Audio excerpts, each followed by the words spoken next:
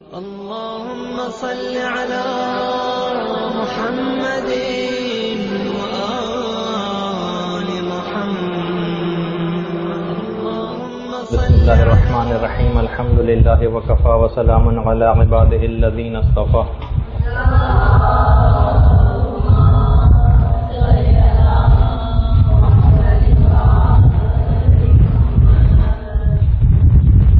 تفصیلات موت کے سلسلے میں درس نمبر 18. جیسے کہ آپ کی خدمت میں اس سے پہلے بھی بیان ہوا کہ ائمہ معصومین کی احادیث میں زیارت قبور کی جو تاکید ہے وہ اسی وجہ سے ہے کہ انسان کبھی بھی موت سے غافل نہ ہونے پائے. موت اس کے دماغ سے نکلے نہیں. پیغمبر اسلام اس بات کی تاکید فرماتے تھے کہ انسان اپنے والدین یا اس میں سے جو انتقال کر گئے ہوں ہر جمعے کو ان کی قبر پہ ضرور جائے. نہ صرف یہ کہ اس عمل کا بہت زیادہ ثواب بتایا گیا کہ اس کے تمام گناہ بخش دیے جائیں گے، بلکہ فقط ان کی قبر کی زیارت کرنے پہ ہی اس فرزند کو صالح شمار کر لیا جائے گا. شہزادی کونین حضرت فاطمہ الزہرا سلام اللہ علیہا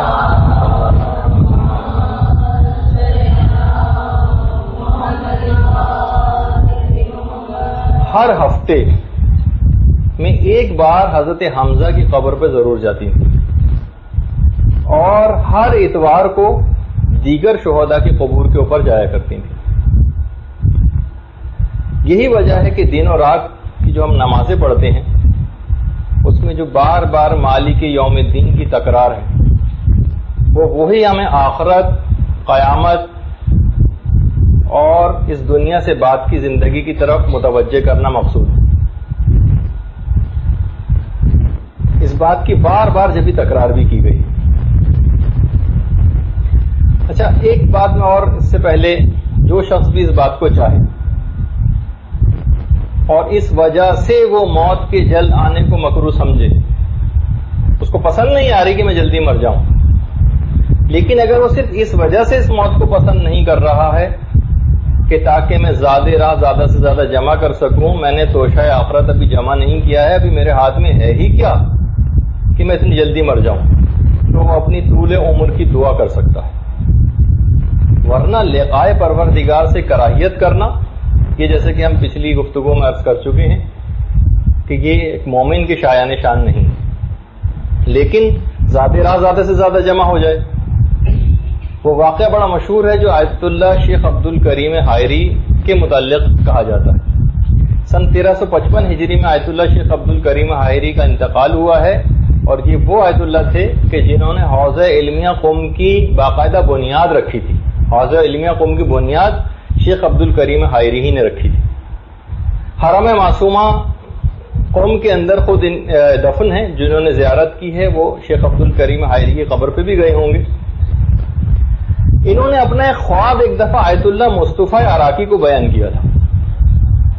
عراق میں تھے کہ ایک شخص فرماتے ہیں کہ میں نے خواب میں دیکھا کہ ایک شخص مجھ سے کہہ رہا ہے کہ اے عبد الکریم، 3 دنوں کے اندر اندر تم مر جاؤ گے، لہذا اپنے کاموں کو نمٹا لو.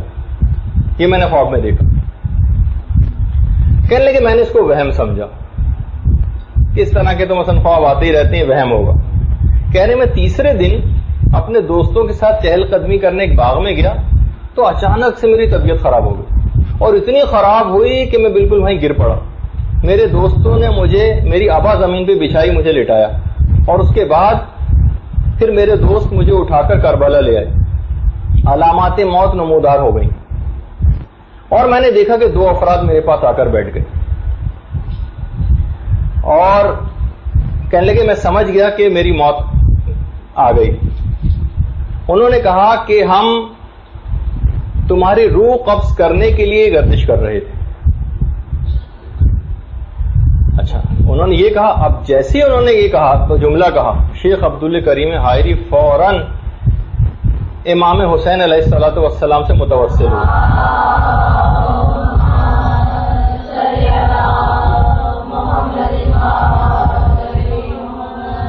میرے مظلوم مولا، میرے ہاتھ تو بالکل خالی ہیں، میں کیا توشہ لے کر اس دنیا سے جا رہا ہوں؟ آپ کو اپنی مظلومہ ماں کا واسطہ میری سفارش کر دیجئے کہ میری عمر بڑھا دی جائے تاکہ میں آمادگی موت پیدا کر سکوں. اسی وقت سید الشہداء کا ایک سفیر آیا، فرماتے ہیں. اچھا دیکھیے، اتنا اور بتا دی جائے کہ جب بھی کبھی ہم امام زمانہ کو بھی یاد کرتے ہیں یا مدد کے لیے پکارتے ہیں،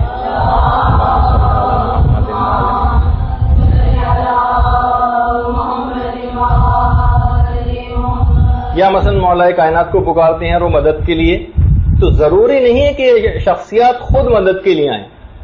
یہ کسی کو بھی بھیج سکتی ہیں، کسی کے دل میں خیال پیدا کر سکتی ہیں، ہو سکتا ہے بلکہ کسی کافر کے ذریعے بھی مدد ہو جائے آپ کی. آپ کا مدد کرنا مقصود ہوتا ہے، چاہے ذریعہ کوئی بھی اختیار کیا جائے. سفیر آ گیا اور آ کے ان دونوں افراد سے کہنے لگا کہ امام حسین نے یہ بات کہلوائی ہے کہ یہ شخص ہم سے متوسل ہوا ہے اور ہم نے بارگاہ خداوندی میں عبد الکریم کی سفارش کر دی ہے اور ہماری دعا کو بارگاہ خداوندی میں قبول کر لیا گیا ہے، لہذا ان کو چھوڑ دو. وہ دونوں اشخاص جو قبض کرنے کے لیے آئے تھے، انہوں نے ایک جملہ کہا، ہم نے سنا اور اطاعت کی، اور پرواز کرتے ہوئے چلے گئے. کہہ رہے ہیں اسی وقت میرے کانوں نے گھر میں رونے پیٹنے کی آوازیں سنی. میرے گھر والے رو پیٹ رہے تھے، شدید گریہ کر رہے تھے، پورا گھر ماتم کدہ بنا ہوا تھا. میں نے جب اپنے ہاتھ پاؤں کو حرکت دینی شروع کی اور اپنے میرے چہرے سے جب چادر ہٹائی، انہوں نے دیکھا کہ اس کے اندر حرکت ہو رہی ہے، تو میں نے اپنے پاؤں ہلانے چاہے تو میرے پاؤں کے انگوٹھے تک باندھ دیے گئے تھے، جس طریقے سے مردے کے باندھ دیے جاتے ہیں. اور حرکت جب انہوں نے جسم کو کرتے دیکھا، اس وقت میرے چہرے سے چادر ہٹائی، میرے جسم کو کھولا، میں اٹھ کر بیٹھا اور اس کے بعد 15 روز لگ گئے میری طبیعت کے بحال ہونے میں. اور فرماتے ہیں کہ مولا حسین نے مجھے نئی زندگی عطا کی اور آج جو کچھ میں ہوں وہ مولا حسین کی اس دعا کے نتیجے میں ہوں. اور اس کے بعد جو انہوں نے عہد کیا تھا کہ مولا مجھے توشہ آخرت میرا بہت کم ہے، مجھے وہ حاصل کرنا ہے، اس وجہ سے مجھے طول عمر عطا فرمائیں. تو اس کے بعد شیخ عبد الکریم نے اس کے لیے اس حد تک اپنے اخلاص نیت کے ساتھ عمل کیا کہ اس کے بعد حوض علمیہ قم کہ جہاں سے لاکھوں کی تعداد میں علماء اور مجتہدین بن کے نکلے اور اب تک نکل رہے ہیں اور انشاءاللہ نکلتے رہیں گے، وہ صرف اور صرف شیخ عبد الکریم حائری کے اس اخلاص اور کوشش کا نتیجہ.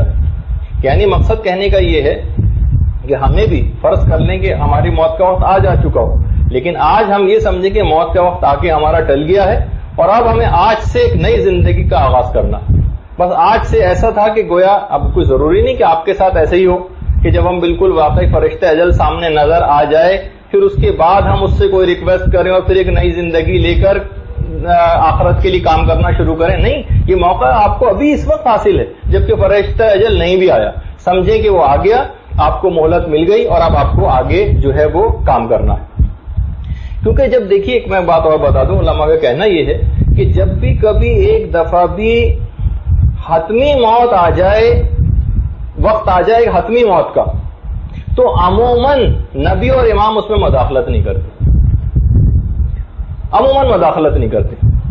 البتہ جہاں اور طریقے ہیں وہاں آج ایک طریقہ اور آپ سن لیجئے کہ اگر کوئی شخص کوئی بیماری میں مبتلا ہو اور وہ یہ چاہے کہ اگر حتمی وقت کم سے کم میرا بھی نہیں آیا تو ایک طریقہ ایسا ہے کہ جس سے موت ٹل سکتی ہے. وہ علماء فرماتے ہیں کہ اگر خاک شفا کو، جو اصلی خاک شفا ہے، اس کو مکمل شرائط و آداب کے ساتھ ایک خاص مخصوص دعا پڑھتے ہوئے اور شفا کے قصد سے مخصوص طریقے سے کھائی جائے، تو اگر حتمی وقت نہیں آیا کہ اس شخص کی موت کا، تو ہر بیماری کے لیے یہ چیز شفا ہے. لیکن کیا ہے؟ خاص طریقے سے، خاص شرائط ہیں، خاص آداب ہیں، ایک مخصوص دعا ہے، شفا کے قصد سے کھائی جائے گی اور ایک مخصوص طریقے سے کھائی جائے گی. اس کی تفصیل کا ابھی موقع نہیں. تو بہرحال یہ ایک موت کو ٹالنے کا ایک طریقہ، جہاں اور طریقے آپ کی خدمت میں بیان ہوئے ہو چکے ہیں اس سے پہلے، یہ ایک طریقہ اور آپ اور ایڈ کر لیجئے گا. بس کوشش اب یہ کرنا ہے کہ مکمل طور پر ہم عمل صالح کرتے جائیں، اپنے ایمان میں روز افزوں اضافہ کرتے جائیں، کیونکہ دیکھیے کسی بھی شخص کا جو اعمال صالحہ کو انجام دینے والا معاملہ ہے نا، یہ اصل میں اس کے ایمان پر دلیل لائی جاتی ہے. بالصالحات یستدل علی الایمان. دیکھیے یہ جو اعمال صالحہ آپ انجام دے رہی ہیں نا، اس سے آپ کے اعتقاد اور ایمان پر دلیل لائی جاتی ہے. جو جتنا اعمال صالح انجام دے گا اس کا مطلب یہ ہے کہ اتنا ہی زیادہ وہ اس کا اعتقاد اور ایمان قوی ہے، اور جو عمل میں کچا ہے اس کا مطلب ہے کہ اس قدر اس کا ایمان ضعیف ہے. جبکہ ہمارے ہاں بے عمل افراد کو کہا جاتا ہے وہ نہ نماز پڑھنے کے ہیں نہ روزہ رکھنے کے ہیں، اور صرف گویا عزاداری کا ایک ہتھیار انہوں نے استعمال کرتے ہیں. وہ کل ہی میں کسی کا شعر سن رہا تھا کسی قصیدے میں، اس میں یہی تھا کہ اس عمل سے مزید حضرت عباس کا غم اور بڑھ جاتا ہے اگر بے نمازی ان کا علم اپنے ہاتھ میں لے لے. تو بہرحال ہم یہ کرنا چاہیے کہ اعمال صالحہ کو زیادہ سے زیادہ انجام دیتے چلے جائیں. دیکھیے اگر کوئی بھی شخص دنیا کے لیے کوئی عمل انجام دے گا نا، تو اس کو دنیا میں اس کا فائدہ ضرور ملے گا، اور اگر کوئی آخرت کے لیے عمل انجام دے گا تو اس کا آخرت میں اس کو فائدہ ملے گا. دنیا میں اگر کوئی دنیا کے لیے عمل انجام دے تو اس کو دنیا میں اجر ضرور ملے گا. لیکن اگر کوئی شخص آخرت کے لیے کوئی کام کر رہا ہے اور اس کو پذیرائی نہیں مل رہی ہے یا شایان شان اس کو رتبہ معاشرے کے اندر نہیں مل رہا، تو پھر وہ کوئی شکایت بھی نہ کرے. وجہ اس کی ہے کہ آپ اگر آخرت کے لیے کام کر رہے ہیں تو آپ کو آخرت میں اس کا اجر ملے گا. دیکھیے سورہ ہود کی 15ویں اور 16ویں آیت ہے جو آپ جا کر قرآن سے دیکھیے گا. ترجمہ اس کا یہی کہ جو دنیا کی زندگی اور دنیاوی زینتوں کے طلبگار ہیں ان کو اس دنیا میں پورا حصہ دیا جائے گا، اور یہ لوگ دنیا میں نقصان نہ اٹھائیں گے. اور آگے آیت میں کہ آخرت میں لیکن اس کے پاس سوائے آگ کے کچھ بھی نہیں ہوگا، اور دنیا میں اس نے جو کچھ کیا یہ سب کا سب رائگاں جائے گا اور اس کے تمام اعمال باطل ہو جائیں گے.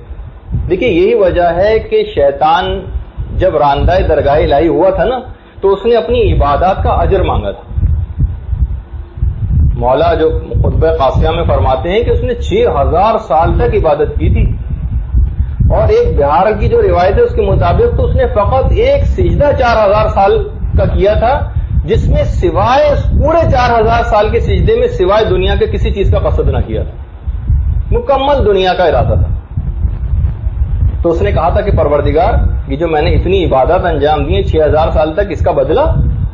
جواب پروردگار کی طرف سے آیا کہ تو امر دنیا سے جو چاہے مجھ سے مانگ، کیونکہ تو نے دنیا کے لیے سارے اعمال انجام دیے تھے، دنیا کے لیے کوئی بھی چیز مانگ لی. تو اس نے طول عمر کا تقاضا کیا تھا پروردگار عالم سے، جو اس کی دعا کو قبول کیا گیا. یعنی اس نے اپنی ان عبادت کا اجر مانگا، لیکن دنیاوی طور پر یہ اجر پروردگار نے دیا، آخرت میں شیطان کا کوئی حصہ نہیں. تو بہرحال یہ اعمال صالحہ جتنے بھی ہیں، یہ شیطان کی بات بیان کرنے سے مقصد ہے کہ مکمل طور پر خلوص کے ساتھ انجام دینے ہیں، اور یہ جتنے بھی اعمال ہیں اصل میں آپ کے دل میں ایک خاص روشنی اور ایک سفیدی جو ہے اس کو پیدا کریں گے، خاص نورانیت لے کر آئیں گے، جس سے آپ کے اخلاص میں مزید اضافہ ہوگا. باقاعدہ وہ جو جملہ ملتا ہے نا کہ پیغمبر اسلام جب معراج کے سفر پر تشریف لے گئے تھے تو انہوں نے جنت کے 7ویں دروازے کے اوپر لکھا ہوا دیکھا تھا کہ 4 خصلتوں سے دل میں سفیدی پیدا ہوتی. 4 جنت کے 7ویں دروازے پہ لکھا تھا کہ 4 اعمال سے دل میں سفیدی پیدا ہوتی: مریض کی تیمارداری سے، تشییع جنازہ سے، کفن کو خریدنے سے، اور قرض کو ادا کرنے سے یا مقروض کے قرض کو ادا کرنے سے. یہ 4 باتیں ایسی ہیں جو دل میں سفیدی اور نورانیت کو پیدا کرتی. دیکھیے اعمال میں اخلاص پیدا کرنا ہے تو اس کے بہت سارے طریقے بھی ہم پوری 2 لیکچر اس پہ لے چکے ہیں کہ اعمال میں خلوص کیسے پیدا کیا جائے.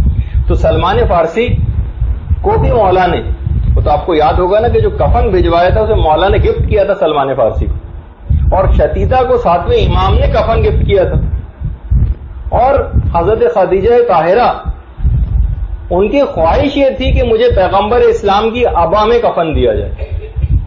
تو اسی وقت پھر جبریل امین نازل ہوئے تھے کہ خدا فرماتا ہے کہ خدیجہ نے اپنا تمام غلام، اپنا تمام مال سب ہماری راہ میں قربان کر دیا، خدیجہ کا کفن ہماری طرف سے ہوگا. اور اس کے بعد خدیجہ کا کفن خدا کی طرف سے جنت سے لایا گیا. یہ تھا اخلاص، اعمال و اعتقاد کا خلوص ملیکۃ العرب کا. ایک درود بھیج دیجیے محمد والے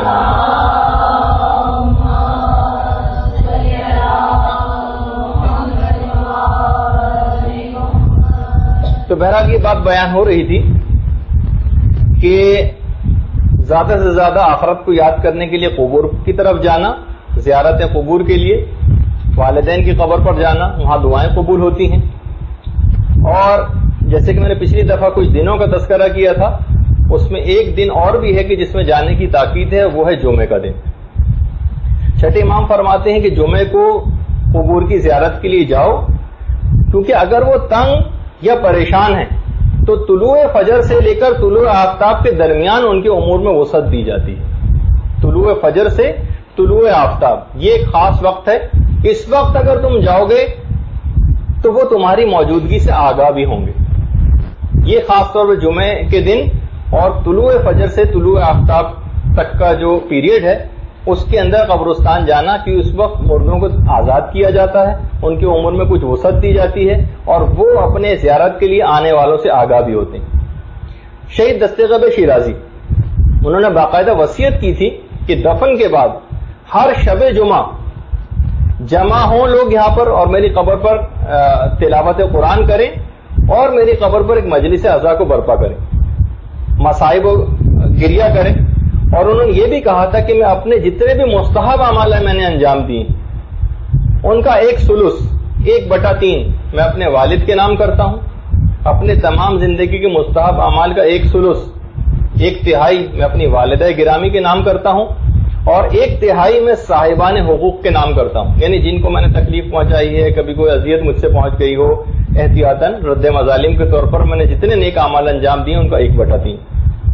کیونکہ شہید دستغیب فرماتے ہیں کہ مومنین ارواح کے لیے اس کو گفٹ کرنا یا تحفہ کرنا اپنے اعمال کو، تو وہ یہ ہدیہ پا کر بہت خوش ہوتی ہیں اور خدا سے اس شخص کے لیے دعا کرتی ہیں کہ پروردگار اس کو دنیا اور آخرت میں بہترین رزق عطا فرمانا، یہ جس نے ہمارے لیے تحفہ بھجوایا.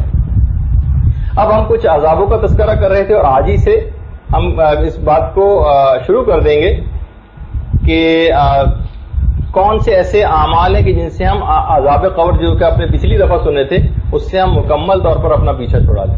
ایسے طریقے شریعت اسلام میں بتا دیے گئے ہیں، ائمہ معصومین کی روایت میں مکمل طور پر ذکر ہوئے ہیں، تو آج ہم ان چیزوں کا بھی تذکرہ کریں گے. البتہ خاص طور پر ایک واقعہ جو سلسلے میں لوگوں کو بڑی احتیاط کرنے کی ضرورت ہے. اس کو صاحب منتخب التواریخ نے لکھا ہے. مرزا حسین نوری کے ایک دوست تھے ملا ابو الحسن، یہ نقل کرتے ہیں کہ آخن ملا جعفر ایک اور ان کے ایک دوست تھے. ایک زمانہ تھا کہ بڑی پوری کی پوری آبادیاں ہلاک ہو جاتی تھیں طاعون کے مرض میں. تو طاعون کا مرض پھیلا اور کچھ لوگوں نے آخن ملا جعفر کو اپنے وصیت کی اور اپنا وصی مقرر کر دیا جائیداد وغیرہ کے سلسلے میں. آخن ملا جعفر نے، جو کہ ویسے تو عالم تھے، لیکن انہوں نے ان لوگوں کے امور میں تھوڑی سستی سے کام لیا اور صاحبان حقوق تک حق پہنچانے کے اندر کچھ سستی کی، یہاں تک کہ بہرحال خود آخن ملا جعفر کا بھی انتقال ہو گیا. اچھا، جب ملا ابو الحسن جو ان کے دوست تھے یہ ایک دفعہ کربلا زیارت کے لیے تشریف لے گئے تو کہہ رہے ہیں کہ میں حرم ہی میں سو گیا صحن میں. تو میں نے دیکھا سونے کے فوراً بعد میں نے دیکھا کہ ایک آدمی کو پکڑ کر لایا جا رہا ہے اور گردن میں اس کے زنجیریں بندھی ہوئی ہیں. میں نے قریب سے دیکھا تو آخن ملا جعفر تھے. ان کا سر اور سینہ مکمل طور پر زخمی تھا اور زنجیروں سے ان کو باندھ دیا گیا تھا. میں چیخ مار کے بیدار ہو گیا، فوراً حرم گیا امام کے، اپنے دوست کے لیے میں نے دعا کی. اس کے بعد میں زیارات کے لیے مدینہ چلا گیا، روضہ رسول پہ میں نے ان کے لیے دعا کی. پھر میں بقیع کی زیارت کے لیے گیا، وہاں پہ میں نے اپنے دوست کے لیے دعا کی. شہدائے احد کی زیارت کے لیے گیا، وہاں پہ میں نے ان کے لیے دعا کی. پھر اس کے بعد جب میں آ کر سویا تو میں نے خواب میں دیکھا کہ ملا جعفر بے انتہا خوش ہے، سفید رنگ کا لباس پہنا ہوا ہے، ہاتھ میں عصا، اور آ کے کہہ رہے ہیں میرے سچے دوست مرحبا، میرے سچے دوست مرحبا، تم نے جو دعا کی تھی میرے لیے، میرا عذاب اس پر سے برطرف ہو گیا،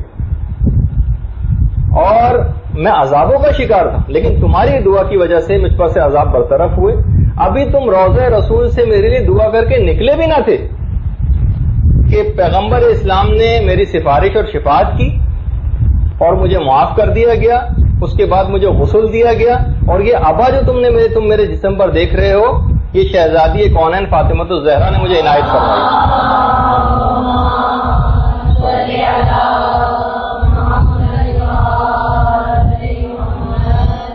یہ شہزادی نے مجھ کو عنایت فرمائی ہے، اور میں تم کو یہ خوشخبری سنانے کے لیے آیا ہوں کہ میں تمہاری دعا کے نتیجے میں ان عذابوں سے چھٹکارا پا چکا ہوں، آپ خوش رہیں، عافیت کے ساتھ وطن واپس جائیں، اور آپ کا خاندان صحیح و سلامت رہے۔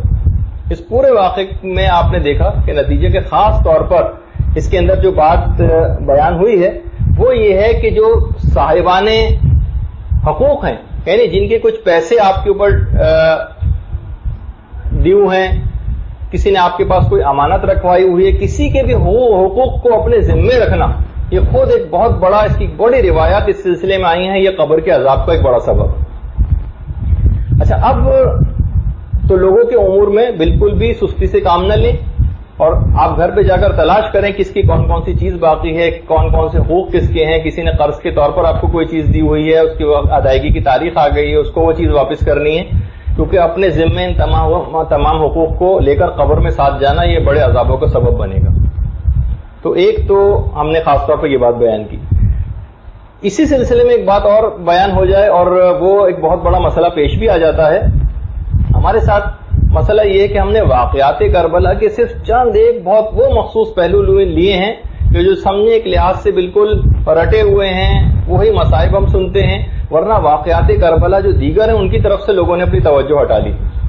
مسلم ابن عقیل کی شہادت کتنی پڑھی جاتی، لیکن خود مسلم کی شہادت کے اندر اگر آپ دیکھیں تو باقاعدہ اپنی شہادت سے پہلے عمر سعد کو 3 وصیتیں مسلم ابن عقیل نے کی تھی۔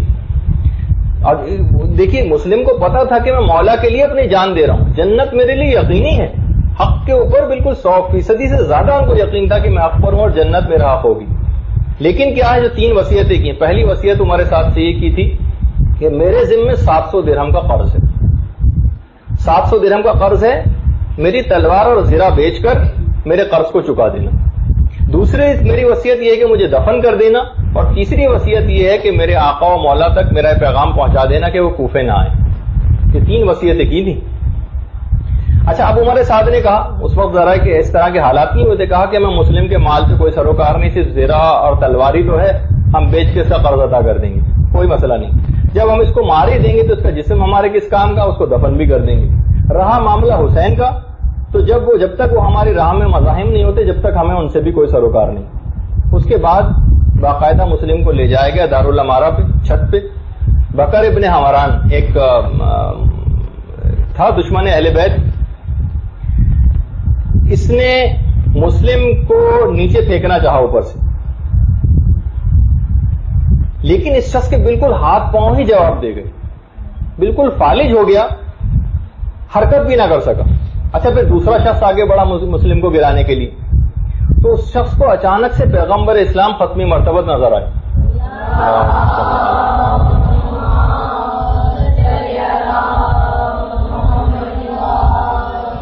پیغمبر اسلام کو دیکھتے ہوئے شخص اتنا دہشت زدہ ہوا کہ دارالامارہ کی چھت سے گر کے نیچے مر گیا۔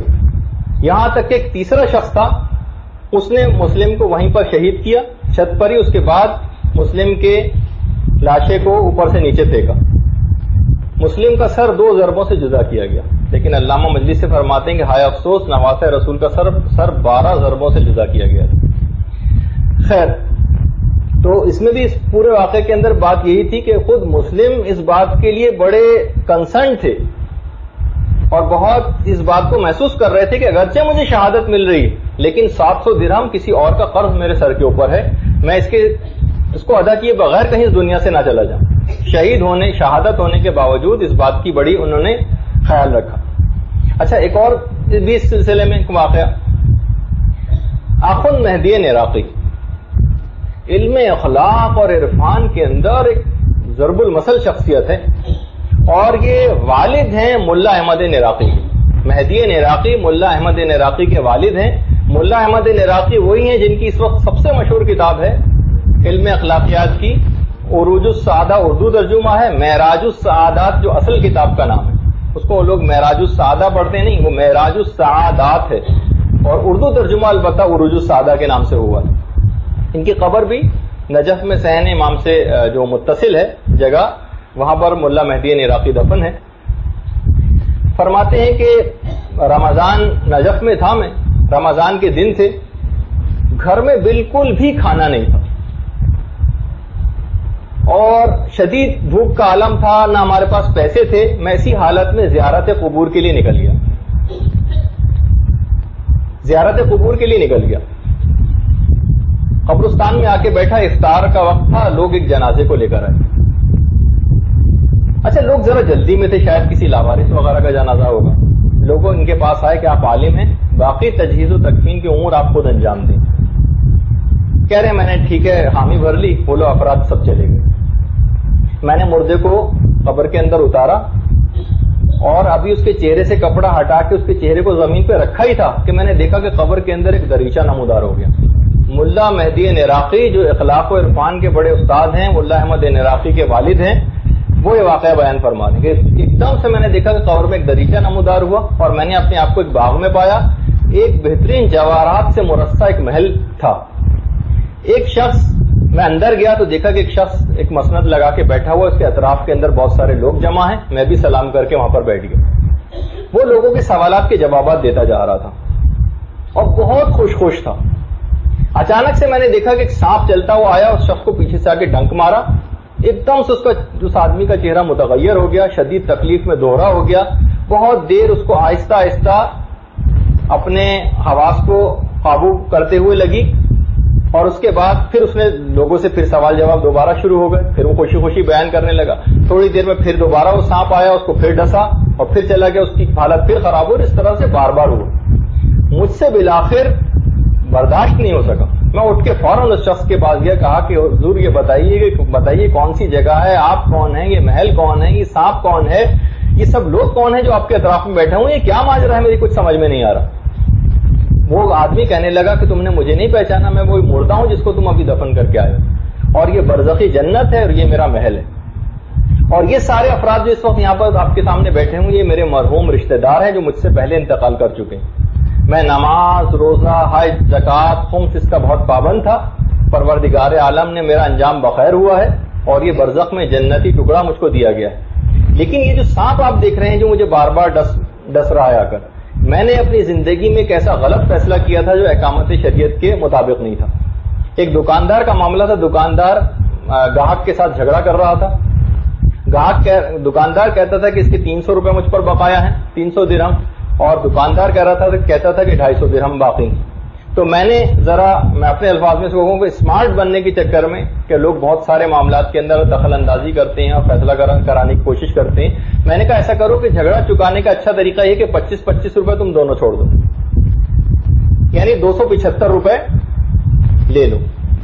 اب میں نے وہ فیصلہ کر دیا. دکاندار بہرحال خاموش ہو گیا. اب عالم برزخ میں مجھے آ کر پتا چلا کہ دکاندار حق پہ تھا اور گاہک جھوٹ بول رہا تھا. لیکن میرے اس غلط فیصلے کے نتیجے میں سانپ کو مجھ پر مسلط کیا گیا. اب یہ سور پھونکے جانے تک یہ سانپ مجھے مسلسل آ کر ڈستا رہے گا، یہاں تک کہ میں میدان حشر میں مجھے شفاعت معصومین ملے گی اور پھر کہیں جا کر میں اس عذاب سے نجات پاؤں گا. پھر وہ شخص اٹھا، اس نے مجھے خدا حافظ کہا اور ایک خاص جگہ تک مجھے چھوڑنے کے لیے آیا اور مجھے چاولوں سے بھری ہوئی تھیلی دی. ملا احمد عین عراقی کہتے ہیں میں دریچے سے باہر آیا اور اچانک سے میں نے دیکھا کہ میں قبر کے باہر کھڑا ہوا ہوں. قبر میں جھانک کر دیکھا تو وہی مردہ اس کے اندر لیٹا ہوا تھا. بہرحال میں نے اس کی قبر کو درست کیا. اس کے بعد گھر واپس آیا. گھر میں آ کر وہ چاول پکائے گئے تو چاول اتنے زیادہ خوشبودار تھے، اتنے خوشبو کے پورے محلے کے اندر سے خوشبو پھیل گئی کہ لوگ گھر میں کھٹکھٹا کے پوچھنے لگے کہ یہ چاول کس طرح کے. اس کے بعد مہمان آئے، مہمانوں نے بھی یہی بات آ کر پوچھی. جب گھر میں وہ چاول پکائے گئے وہ کسی طور پر اس سے پہلے وہ چاول کم ہی ہونے میں نہیں آ رہے تھے نہ ختم ہو رہے تھے. یہاں تک کہ ان کی بیوی نے مہدی عراقی کی آخر اپنے مہمان کو بتا دیے کہ یہ واقعہ کیا ہے. اس واقعے کے بعد سے وہ چاول بھی ختم ہو گئے اور اس کے اندر سے وہ خوشبو بھی ختم ہو گئی. تو آپ نے دیکھا کہ اس کے اندر شریعت اسلامی کے اگر مطابق بہت ساری چیزیں نہ انجام دی جائیں, اس کے اندر مالیات کی بھی بہت ساری چیزیں آ جاتی ہیں, اس کے اندر بہت سے غلط مسئلہ بتانے والی چیزیں بھی آ جاتی ہیں, بہت سے غلط فیصلے بھی آ جاتے ہیں. بعض اوقات آپ ایسے حکم بن جاتی ہیں بہت سارے معاملات میں کہ میں فیصلہ کرتی ہوں اس چیز کا. تو آپ دیکھیے کہ شریعت کے برخلاف اگر کوئی زیادہ اسمارٹ بننے کی کوشش کرے گا تو بہرحال کہ قبر کی بہت ساری چیزیں ایسی ہیں کہ اس کے اندر اس کو بہت نقصان اٹھانا پڑے گا. اسی طریقے سے خاص طور پر جو مرحوم حضرات ہیں, ویسے ہم اس کا اگلی نشست میں تذکرہ کریں گے. اگلی نشست ہماری ایصال ثواب کے بہترین طریقوں پر بھی ہوگی اور برزخی زندگی کی مصروفیات پر بھی ہوگی. تو دیکھیے, اگر کوئی بھی شخص مقروض خاص طور پہ گیا ہے تو اس کا کوشش کیجئے کہ اس کا قرضہ اتروانے کی. پیغمبر اسلام جب ایک شخص کا جنازے کی نماز پڑھانے کے لیے آئے تھے تو پیغمبر اسلام نے جنازے کی نماز پڑھانے سے پہلے ایک سوال کیا لوگوں سے کہ کیا اس شخص پہ کوئی قرضہ تو نہیں ہے؟ لوگوں نے کہا ہاں یا رسول اللہ, یہ مقروض ہے. کہا کہ پھر میں کیسے اس کی نماز جنازہ پڑھاؤں, کیونکہ اس قرض کے بدلے اس کی روح کو رہن رکھ دیا گیا, اس کی روح آسمانوں پر جاتی نہیں. اگر تم میں سے کوئی اس کے قرض کو ادا کرنے کے لیے حامی بھر لے تو پھر میرا اس پر نماز پڑھانا مفید ہوگا, ورنہ اس کے ذمے جو کیونکہ قرض ہے تو میرا نماز پڑھانا بھی اس پر مفید نہیں ہوگا. باقاعدہ ایک اور روایت کے اندر بھی یہ چیز ملتی ہے کہ پیغمبر اسلام ایک دفعہ نماز فجر پڑھا رہے تھے. پڑھانے کے بعد حاضرین کی طرف متوجہ ہوئے اور کہنے لگے فلاں ابن فلاں کا کوئی رشتہ دار یہاں پر موجود ہے اس کے قبیلے کا؟ لوگوں نے کہا کہ ہاں یا رسول اللہ.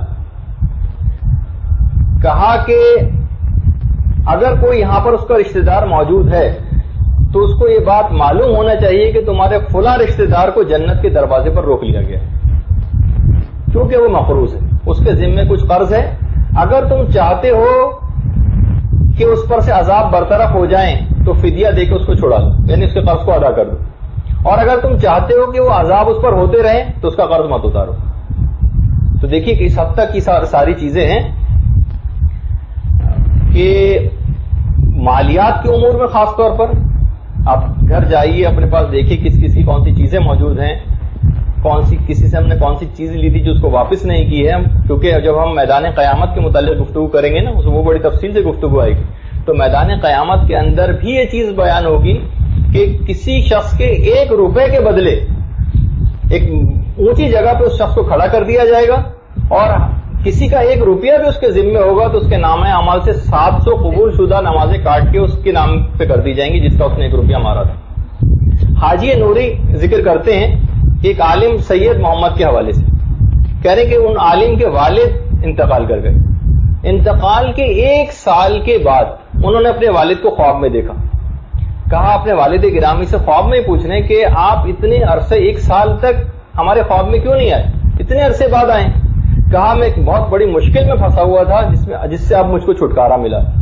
کہا کہ وہ مصیبت کیا تھی؟ کہا کہ ایک شخص تھا رضا مشہدی, اس سے میں نے 18 قرآن قرضے کے طور پر لیے تھے. کہا تھا کہ اس کے میں آہستہ آہستہ کر کے آپ کو پیسے اتار دوں گا, لیکن میں ان کو وہ پیسے دینا بھول گیا اور میرا انتقال ہو گیا.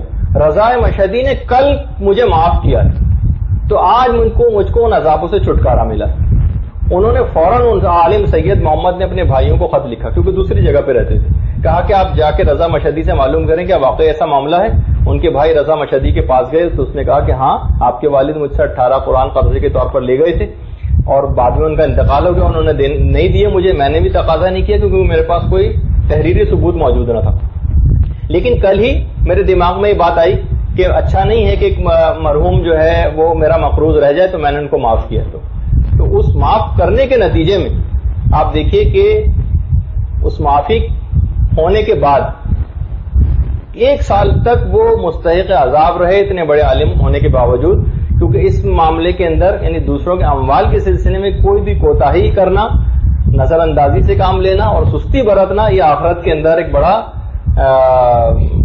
عذاب والی بات ہوگی. جو میں نے پچھلی دفعہ بھی ایک دفعہ ذکر کیا تھا کہ وہ جو بغداد کا ایک واقعہ تھا, جو بازار میں باقاعدہ کچھ کیلیں لا کے بیچی گئی تھی, لوہاروں نے ان کیلوں کو باقاعدہ بھٹی کے اندر ڈالا, وہ گلنے کا نام نہیں لے رہی تھی, میلٹ ہی نہیں ہو رہی تھی. یہاں تک کہ وہ بہرحال اس آدمی کو ڈھونڈ ڈھانڈ کے لوگ پکڑ کے لے کر آئے کہ بھائی یہ کیلیں تم کہاں سے لے کر آئے، سچ سچ بتاؤ. پھر اس نے بتایا کہ میں کفن چور تھا اور میں نے دیکھا کہ قبر کے اندر جو مردہ لیٹا ہوا تھا، میں نے اس کا جب کفن اتارا تو اس کے پورے جسم کے اندر یہ کیلیں گھسی ہوئی تھی، پورا جسم کیلوں سے بھرا ہوا تھا. یہاں تک کہ میں نے ان کیلوں کو پتھر سے توڑ توڑ کے اس کی ہڈیاں اس میں سے میں نے کیلیں نکالی. ابن قیم جوزی نے کتاب الروح کے اندر اس پورے واقعے کو لکھا ہے جو بغداد کے اندر اس طرح سے پیش آیا. تو بہرحال کوئی بھی اس قسم کی کوئی بات ہو، خاص طور پہ حقوق والی جو بات ہے، یہ مختلف عذاب بھگتنے کا سبب آخرت میں بنے گی، تو ان سب کو اپنے اوپر سے ہٹانے کی ضرورت ہے. بہرحال ان عذابوں سے حفاظت کے تو ہم اعمال آگے آپ کی خدمت میں پیش کرنے والے ہیں، لیکن بہرحال یہ آپ کی یہ جو دنیا میں آپ اعمال انجام دیتی جا رہی ہیں، نماز، روزہ، حج، زکوٰۃ، خمس، یہ ساری چیزیں، یہ سب بھی قبر میں بہرحال کھڑے ہو کر آپ کو بچائیں گے. یہ بھی عذابوں سے تمام بچانے والی چیزیں. بلکہ ابو بصیر نے چھٹے امام سے پوچھا تھا کہ مولا یہ بتائیے کہ اس عذاب قبر سے کوئی نجات بھی پائے گا؟ امام نے فرمایا کتنے کم لوگ ہوں گے جو کہ عذاب قبر سے بچ پائیں گے، کتنے کم لوگ ہوں گے. اچھا، اب اس کے اندر کہ اس کے معنی یہ ہوئے کہ بہرحال عذاب قبر تو گناہوں کے سبب سے ملے گا، لیکن اس کے اندر ایک جو بہت تقویت پہنچانے والی جو بات ہے وہ شیخ صدوق نے اپنی کتاب اعتقادیہ میں ذکر کی.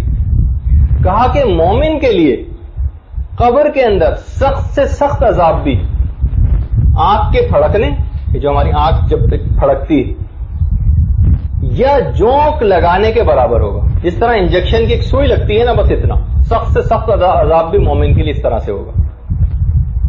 اور فرماتے ہیں شیخ صدوق کہ یہ عذاب بھی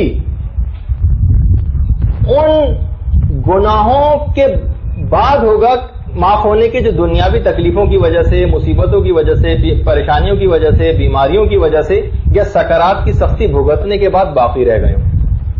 یہ والا عذاب بھی اس وقت مومن کو دیا جائے گا، ورنہ عام طور پر مومن ان تمام مشکلات اور پریشانیاں بھگتنے کے بعد اس کے اوپر سے سارے گناہ معاف ہو چکے ہوں گے. اور زیادہ تر مومنین کو خدا توبہ کی توفیق دے دیتا ہے اور اس دنیا سے توبہ کے ساتھ جاتے ہیں، اور اس کے بعد اگر کوئی پھر بھی کچھ گناہ بچ جاتے ہیں تو فقط شیخ صدوق فرماتے ہیں اس حد تک ان کو بھگتنا ہوتا ہے، اس طرح ایک آنکھ پھڑکتی ہے یا جس طرح سے ایک جونک یا انجیکشن لگنے کی جو سوئی کی جو تکلیف ہوتی ہے. بلکہ یہاں تک بشر حافی کا وہ واقعہ، وہ جو آپ نے یاد ہوگا آپ کو سب لوگوں کو، زیادہ تر بشر حافی کا تو بہت ہی مشہور واقعہ ہے، اور ان کی توبہ بھی کہ جو حافی ان کو اسی وجہ سے کہا جاتا تھا کہ وہ ننگے پاؤں رہا کرتے تھے. اور وہ پورا واقعہ جو آپ سنتی ہیں کہ امام نے کہا تھا کہ اس کا نیچے کہ تمہارا جو آقا ہے وہ آزاد ہے یا غلام ہے، تو وہ آپ کو پورا واقعہ کیونکہ یاد ہے اس وجہ سے میں اس کو ذکر نہیں کر رہا. بشر حافی کے انتقال کے بعد ان کو زمانے کے ایک عالم نے اپنے خواب میں دیکھا تھا اور ان سے پوچھا تھا بشر سے کہ آپ کے ساتھ کیا واقعہ برزخ کے اندر پیش آیا. کہا کہ مجھ پر پروردگار عالم نے رحم کیا، بلکہ مجھ سے پروردگار عالم کی طرف سے ارشاد ہوا کہ حافی، بشر حافی، تم اتنی شدت سے ہم سے کیوں خائف رہتے تھے؟ کیا ہم سے شرم نہ آتی تھی؟ کیا ہم کو ظالم سمجھا تھا؟ یعنی بہرحال باقاعدہ پروردگار عالم کی جو رحمت ہے، ایسا نہ ہو کہ ان عذابوں کو سننے کے بعد ایک مایوسی سی دل میں پیدا ہو جائے. بہرحال ولایت امیر المومنین علیہ الصلوۃ والسلام کے بعد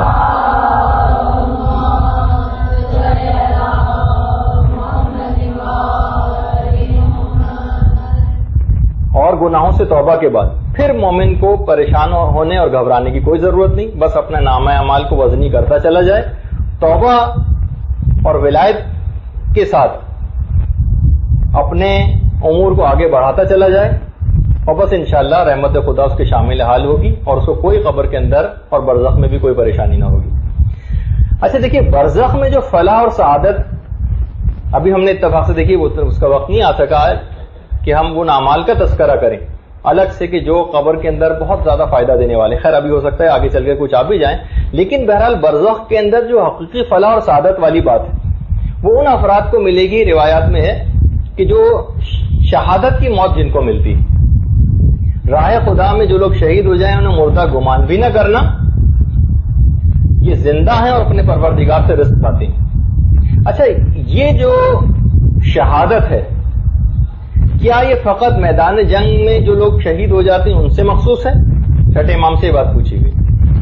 امام فرماتے ہیں کہ بے شک تم میں سے جو افراد بھی اس امر یعنی راہ معصوم پر چلتے ہوئے اس دنیا سے چلا جائے وہ شہید ہے۔ چھٹے امام فرماتے ہیں قلتا، اب راویوں نے سوال کیا کہ مولا یعنی آپ کی راہ کے اوپر چلتے ہوئے اگر کوئی اس کو موت آ جائے حق کے اوپر چلتے ہوئے تو وہ تو شہید ہے۔ راویوں نے پوچھا وہ ان ماتا علی فراشی، چاہے وہ بستر ہی پہ کیوں نہ لیٹ کے مرے؟ امام نے کہا ہاں، چاہے وہ بستر ہی پہ کیوں نہ مرے وہ شہید مرے گا اور برزخ سے وہ رزق پائے گا۔ کیونکہ دیکھیے علماء بیان فرماتے ہیں امام کی راہ پر چلتا ہوا اگر کوئی مرا ہے، دیکھیے شہید بھی کیا ہوتا ہے کہ وہ دین مسلسل اپنے ہدف کے لیے جان دے دیتا ہے، اپنے ہدف کی بقا کے لیے۔ اور جو بھی راہ معصوم کے اوپر چلتا ہے، دین پر استقامت کے ساتھ عمل کرتا ہے، دین خدا کے لیے کام کرتا ہے، تو ایسا شخص بھی اپنے ہدف پر باقی رہتے ہوئے اپنی جان کو دیتا ہے۔ حل جزاء الاحسان الا الاحسان، اور احسان کی جزا سوائے احسان کی کوئی نہیں۔ تو بہرحال ایسے بھی تمام افراد ان کو بھی شہادت کا درجہ ملے گا کہ جو دین پر استقامت کے ساتھ عمل کرتے ہیں، چاہے ان کو بستر ہی پر کیوں نہ موت آئے لیکن احکامات معصومین کے اوپر چلتے ہوئے اپنی جان کو دیتے ہیں، تو وہ بھی گویا اپنے ہدف پر باقی رہتے ہوئے جان دیتے ہیں، اس طرح شہید اپنے ہدف کی بقا کے لیے جان دیتا ہے۔ تو یہ لوگ بھی شہید شمار کیے جائیں گے اور یہ بھی آخرت میں فلاح اور سعادت ان کو ملے گی۔ چلیں اب ان طریقوں کے اوپر ہم براہ راست آ جاتے ہیں جو عذاب قبر سے نجات دلانے والے۔ طریقہ نمبر 1، پہلا طریقہ اس سلسلے میں یہ ہے، وہ طریقہ لطفی ہے، یعنی پروردگار عالم کا لطف کرم ہے جو ہم دعا کے ذریعے حاصل بھی کر سکتے ہیں، کہ اگر کوئی شخص شب جمعہ یا روز جمعہ انتقال کر جائے اس پر سے بھی عذاب قبر اٹھا لیا جاتا ہے، بلکہ جو پہلے بھی انتقال کر چکے ہوں ان مومنین پر سے بھی شب جمعہ اور روز جمعہ عذاب قبر کو اٹھا لیا جاتا ہے۔ یہ تو پہلی چیز ہے، یہ تو لطف پروردگار کے مطابق ہے۔ پروردگار نے خود روز جمعہ یہ شب جمعہ کی جو فضیلت قرار دی ہے اس کے لحاظ سے اس نے رحم لوگوں کے اوپر کیا ہے، تو شب جمعہ اور روز جمعہ خود بخود ہی مردوں پر سے عذاب اٹھا لیا جاتا ہے۔ دوسری چیز جو بہت زیادہ کام آنے والی، خاص طور پہ عذاب قبر سے نجات دلانے والی، کہ پیغمبر اسلام چھٹے امام یہ بات ارشاد فرماتے ہیں، امام جعفر صادق علیہ الصلوۃ والسلام،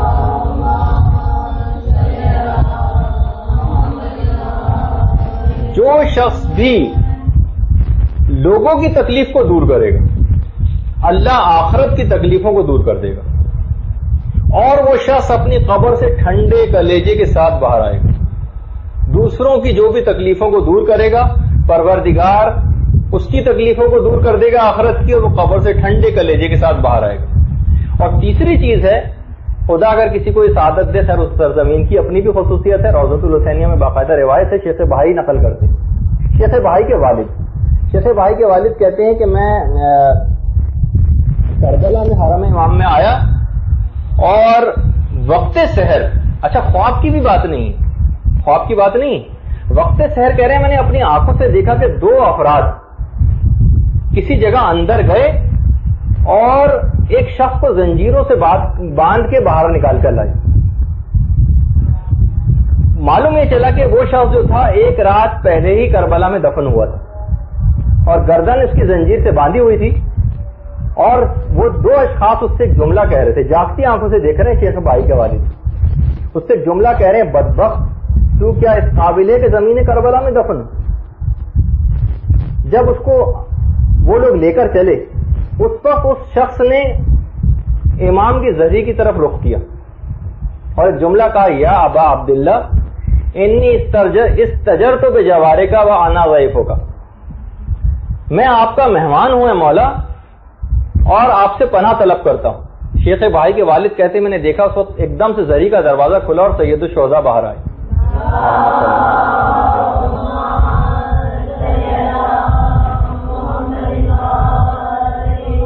اور کہنے لگے، اس نے ان 2 آدمیوں سے کہنے لگے اس نے مجھ سے پناہ طلب کی، اس کو چھوڑ دو۔ اس وقت انہوں نے فوراً اس کی گردن سے زنجیریں کھولی اور وہ چلے گئے۔ تو بہرحال خود زمین کربلا کے اندر مدفون ہو جانا، کہ خود اس بات، خود زمین کربلا کی ایسی خصوصیت ہے کہ وہاں پر کوئی عذاب نہیں ہوتا جو بھی صاحبان ایمان وہاں پر دفن ہو جائیں۔ زمین کربلا واقعی ایک ایسی زمین ہے جس کا نام سنتے ہی شہید دست غیب فرماتے ہیں کہ محبان امام کے دل جس کا نام سن کر غمزدہ ہو جاتے ہیں، اور نام حسین سن کر فوراً ان کے دل کربلا منتقل ہو جاتے ہیں جہاں ان کا محبوب تشریف فرما۔ اچھا، پھر اس کے بعد یہ تین چیزیں ہوں۔ چوتھی چیز کے اندر ہم چند سوروں کا تذکرہ کریں گے۔ یہ آپ کوشش کر کے اگر روزانہ اپنے نظام الاوقات کے اندر ان کو شامل کر لیں، اور کوئی مشکل بھی نہیں، صرف 5-7 منٹ کی بات ہے، ان کو اگر شامل کر لیں روزانہ کی تلاوت میں، تو اس کے اندر جو بہت ہی مشہور ہے اور واقعی اس قابل ہے کہ اس کو شہرت دی جائے، وہ ہے سورہ ملک کی روزانہ تلاوت کرنا۔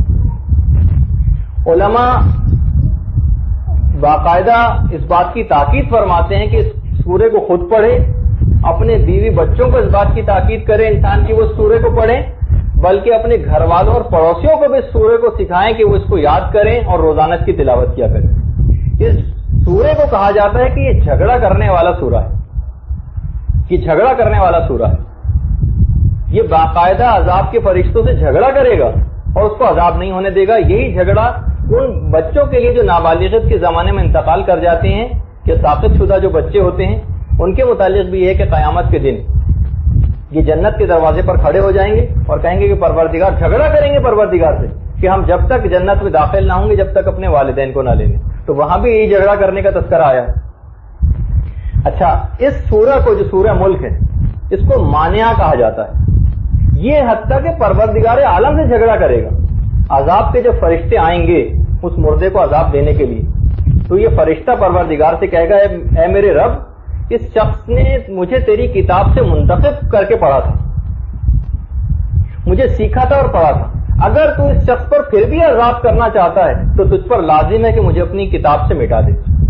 یہ جملہ ہے اس سورہ ملک کا، مجھے اپنی کتاب سے مٹا دے۔ پروردگار اس وقت کہے گا کہ سورہ تم تو ہم سے جھگڑا کرنے لگے۔ وہ سورہ کہے گا ہاں پروردگار مجھے اس کا حق ہے۔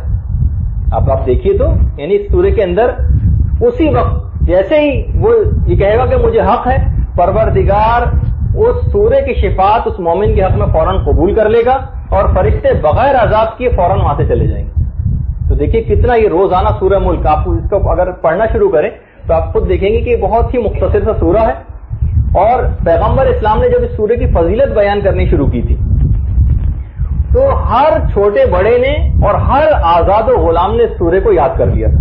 پیغمبر اسلام نے سورے کا نام بھی رکھا تھا منجیہ، نجات دینے والا سورہ، اور باقاعدہ سامرہ کے کالم تھے ابو الحسن، ان کے متعلق ملتا ہے روایات میں کہ خطیب تھے، انتہائی متقی و پرہیزگار تھے سامرہ کے۔ ایک سامرہ میں قبر انہوں نے لوگوں کو دکھائی تھی، کہا تھا کہ ہم ایک طویل عرصے تک اس قبر سے سورہ ملک کی تلاوت کی آوازیں سنتے تھے۔ یعنی وہ شخص کے جو سورہ ملک کو اس دنیا کے اندر پڑھتا رہے گا تو وہ پورا قبر میں اس کی حفاظت کے لیے آ جائے گا۔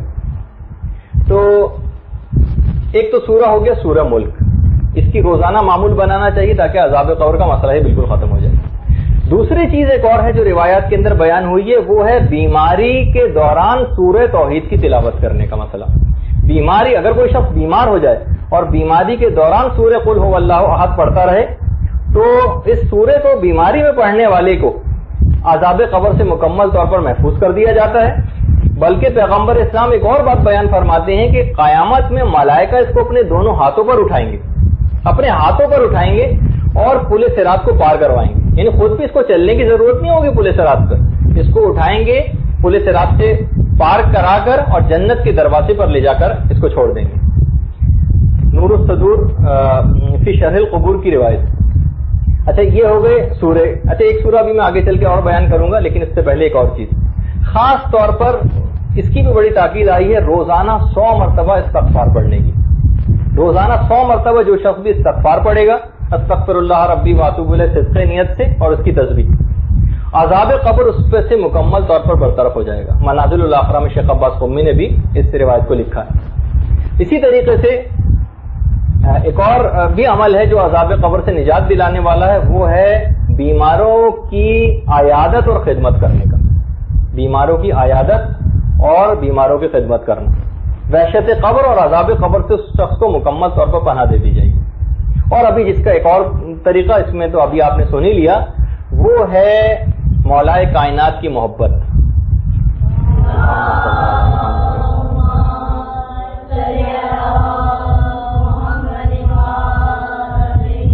یہ خود عذاب قبر سے ایک انتہائی، بلکہ روایات کے مطابق سب سے قوی ترین چیز ہے مولا سے جو محبت ہے، ولایت، یہ خاص طور پر عذاب قبر سے نجات دلانے والی۔ ابو سعید خدری جو پیغمبر اسلام کے صحابی ہیں، فرماتے ہیں کہ پیغمبر اسلام نے ایک دفعہ مولا کائنات سے فرمایا، اے علی اپنے دوستوں کو خوشخبری سنا دو، موت کے وقت ان کو کوئی مایوسی، کوئی خوف، کوئی وحشت اور حشر کا کوئی غم نہ ہوگا۔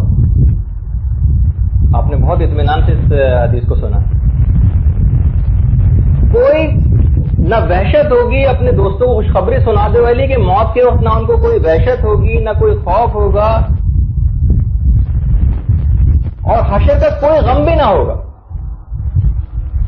بہار میں ایک مومن کے واقعے کے ذیل میں ایک چیز لکھی گئی، بہار الانوار میں، کہ ایک واقعے کے ذیل میں شیطان نے ایک مومن کو نصیحت کی تھی، کہا کہ اگر تو چاہتا ہے کہ تیری دنیا سنور جائے تو تجھے چاہیے کہ تو قناعت کو اختیار کر، قناعت کو، اپنے سے برتر کو کبھی مت دیکھو، حرص سے پرہیز کرو، تمہاری زندگی، دنیاوی زندگی بڑے اطمینان اور آرام کے ساتھ گزرے گی۔ اور اگر تم چاہتے ہو کہ تمہاری آخرت سنور جائے تو تمہیں چاہیے کہ تم علی سے محبت کرو۔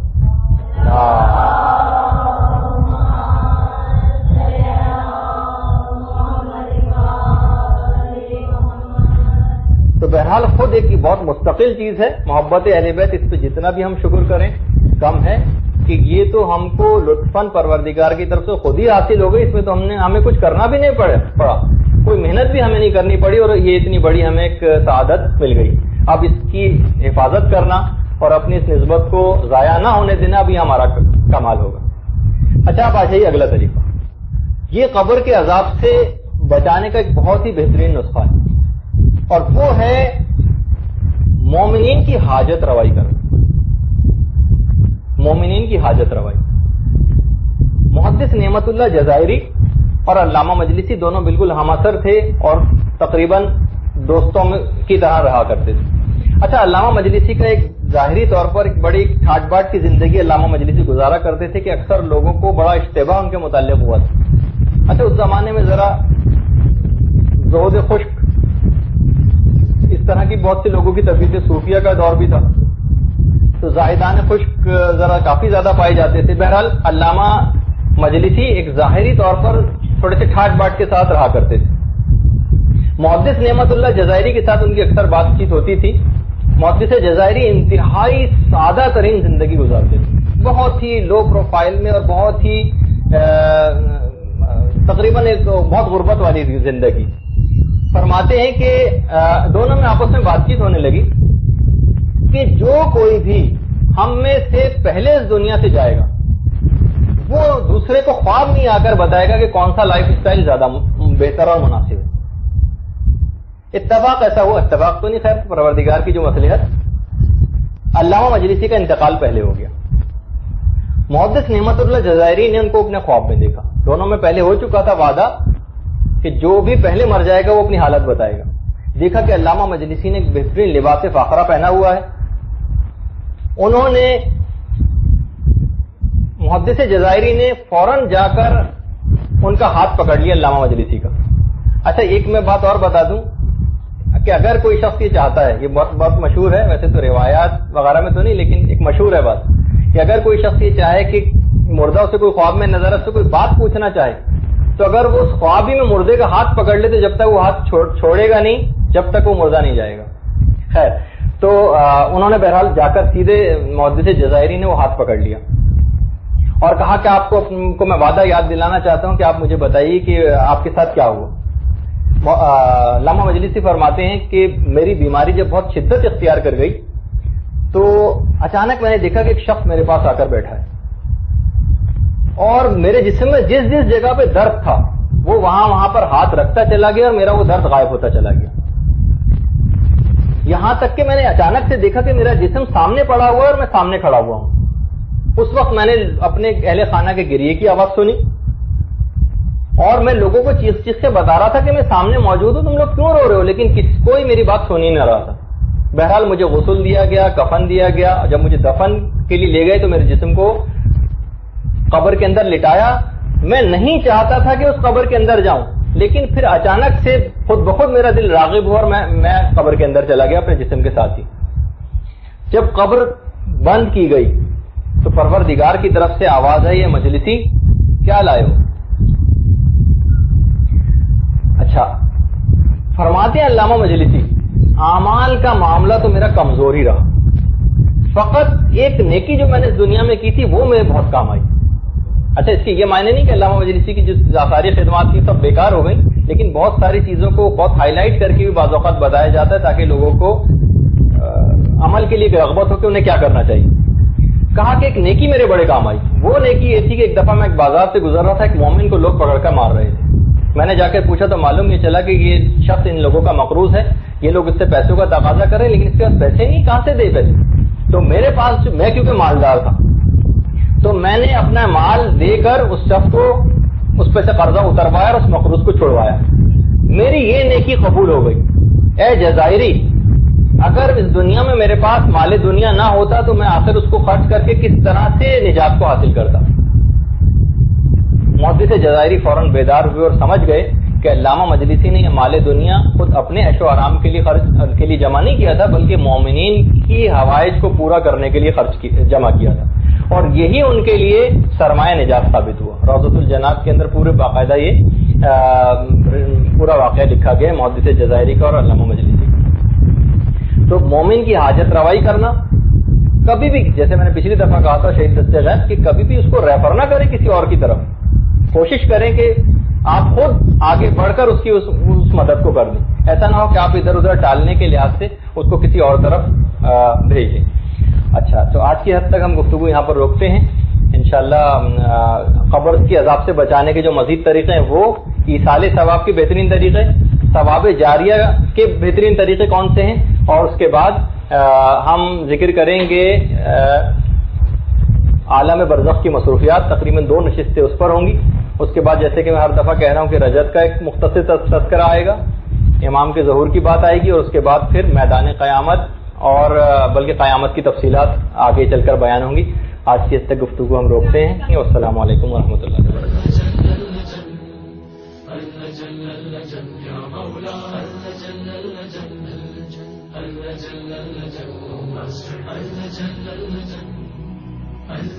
يا صاحب السماء